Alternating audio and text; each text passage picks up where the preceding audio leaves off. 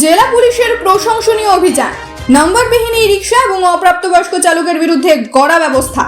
হাইলাকান্দি জেলা লালা থানার পুলিশের উদ্যোগে সড়ক নিরাপত্তা নিশ্চিত করতে জোরদার অভিযান পরিচালনা করা হয়েছে।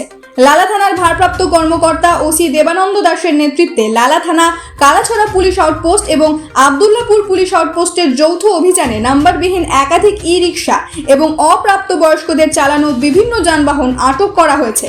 পুলিশ সূত্রে জানা গেছে, জাতীয় সড়ক সহ বিভিন্ন গুরুত্বপূর্ণ সড়কে দীর্ঘদিন ধরে অপ্রাপ্তবয়স্ক কিশোরদের ই রিক্সা, মোটরসাইকেল সহ বিভিন্ন যানবাহন চালাতে দেখা যাচ্ছিল। এতে শুধু চালকদের নয়, পথচারী এবং অন্যান্য যানবাহন চলাচলকারীদের জীবনও ঝুঁকির মুখে পড়ছিল। যে কোনো সময় বড় ধরনের দুর্ঘটনা ঘটার আশঙ্কা ছিল। এই পরিস্থিতি বিবেচনায় নিয়ে লালা থানার পুলিশের বিশেষ অভিযানে একাধিক নম্বরবিহীন ই রিক্সা জব্দ করা হয় এবং অপ্রাপ্তবয়স্ক চালকদের বিরুদ্ধে আইনানুগ ব্যবস্থা গ্রহণ করা হয়। এদিকে পুলিশের পক্ষ থেকে অভিভাবকদের প্রতি বিশেষ আহ্বান জানানো হয়েছে।